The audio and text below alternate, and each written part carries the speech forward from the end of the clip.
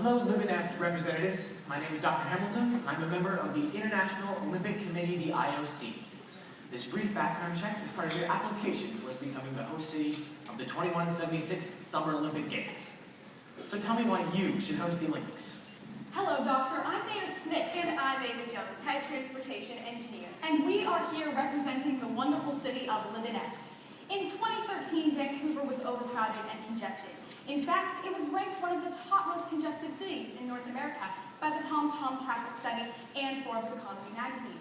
But in 2015, with the help of the International Bank for Reconstruction and Development, we successfully redesigned the city, replacing older, outdated infrastructure with new technology and innovative ideas.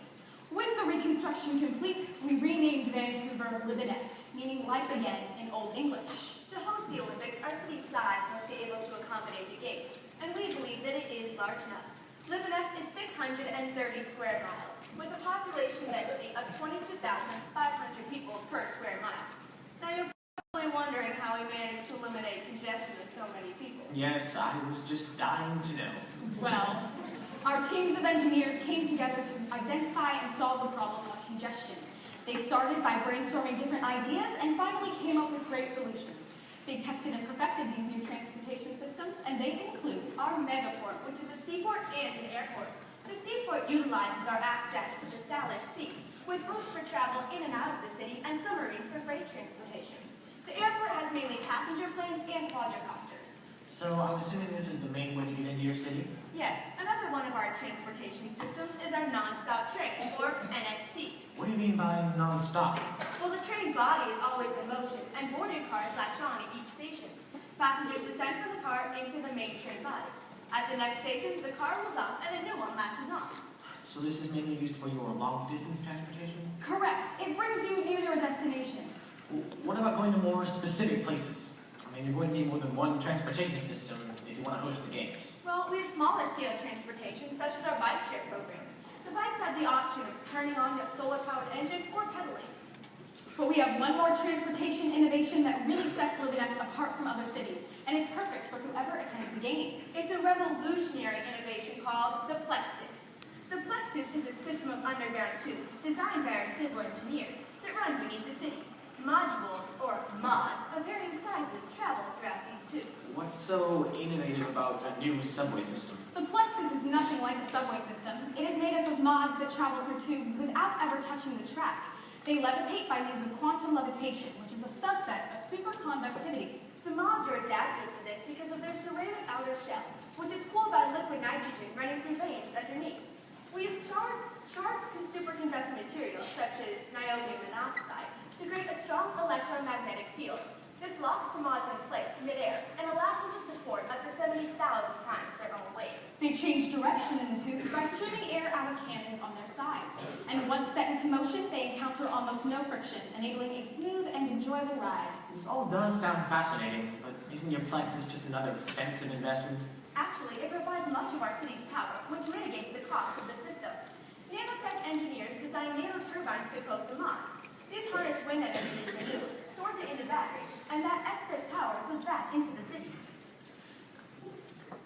But how does it eliminate congestion? Well, it's fast, easy to access, and reliable. There are little to no traffic jams or crashes because of the internal system that navigates each mod. This also ensures that every mod and their passenger gets to their destination in the safest, most efficient way possible. They're easy to use too, and accessible to people with all levels of mobility needs. Once you board a mod, a map appears, and you select where you want to go. Then, the mod lowers into the tunnel and takes you to your destination. The Plexus and other modes of transportation are available at transportation hubs. Your Plexus really does seem useful, and your intermodality is really impressive. You come into the city on a plane or quadricopter. After that, you travel on the NST near where you want to go. Then you take the Plexus, or you ride a bike to your exact destination. However, why don't you explain your transportation hubs to me? Transportation hubs are centers that provide access to many of the transportation systems in Libban-Eft. They are located every 2 miles throughout the city and within each compact urban cell. Compact urban cell? Yes, compact urban cells are a unique housing method designed by civil engineers and city planners. These provide all the amenities necessary for daily life in a walkable, urban environment. Are people restricted to just their cells? No, we designed them like neighborhoods built for your convenience. We built our city around the idea that everything is within a walkable distance. This helps to reduce our city's carbon footprint and even crime rates by creating a community feeling among citizens. Your compact urban cells really do seem beneficial for your citizens. But what kind of housing do you have for tourists or athletes who come to the games? Well, the majority of our hotels are located here, our Olympic Village is located here, and there's even a hotel in the Pillar supporting the stadium. Wow, your stadium and your torch is really innovative. I love the elevated design. I'm sure it adds nicely to the skyline of your city. It will be your main Olympic stadium? Yes, and its elevated design allows it to save space while still maintaining its appeal and functionality. Now, I have to ask, what kind of emergency services do you have? Any city who hosts the games is going to be really well equipped for it. Well, our emergency complexes, which contain fire, police, and medical stations, have the newest technology regarding health and safety. What about other city services? You're really going to need them if you want to run smoothly. Well, Libban-Eft's infrastructure is seamless from transportation to sanitation, and we have very little pollution due to our green lifestyle and high communal standards. And we use bioreactive type waste removal, which decomposes faster and is better for the environment. The use of alternative energy sources, such as our hydroelectric plant over here, ensures sustainability for Libban-Eft. Our lack of pollution and waste adds to our city's already gorgeous aesthetics. Your city really does look great, but what kind of stuff do you have for people to do? We have many attractions, such as our nationally renowned opera house and our spectacular fountain with the visitor center inside. We also have many museums, parks, gardens, and a mall. Your city really does seem awesome. I mean, you're a real contender to host the games. Thank you for your time.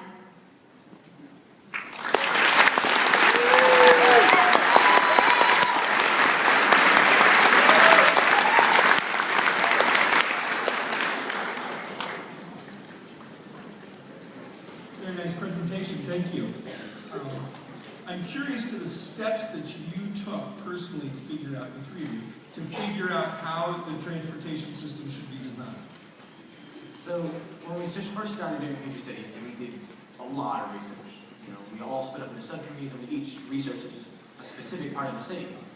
The three of us were all on the model building team, so to figure out how we can incorporate our transportation system land in the area. And the area of Vancouver is relatively flat, but it does have access to a sea. So we decided that a port would be a really good idea to have.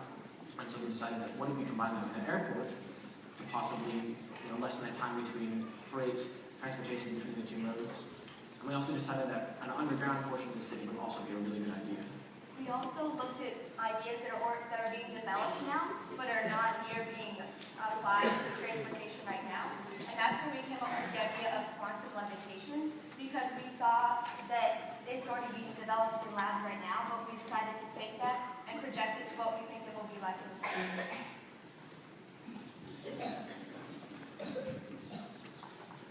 And of course, undertaking something as massive as trying to rebuild Vancouver is an interesting exercise. So what is the one concept you learned about city planning that you would like to see applied to where you live? I think I would really like to see the concept of the compact urban cells. And this is already in the process of possibly being applied to some future cities. And I really think they would be a wonderful addition to most places. It really makes it easy for people to get what they need in a walkable distance, and it also reduces a lot of pollution because people won't be taking their cars to go someplace that's far away when it's really just right across the street. So I'm curious, as you were developing all these different components of the program, how did you divvy up the work amongst all your different team members? Well, we split up at the beginning of the project. We split up into subcommittees for different parts, like the narrative and the essay, SimCity. Then we had meetings at the end of each week to discuss what we had gotten done, meeting deadlines, that kind of thing. And by getting together, we were able to communicate to everyone what was happening in time. And by having set deadlines for when things needed to be done or when we needed to have a rough draft, we found that was really helpful because it made sure we stayed on track and we could tell when we were deviating from the plan.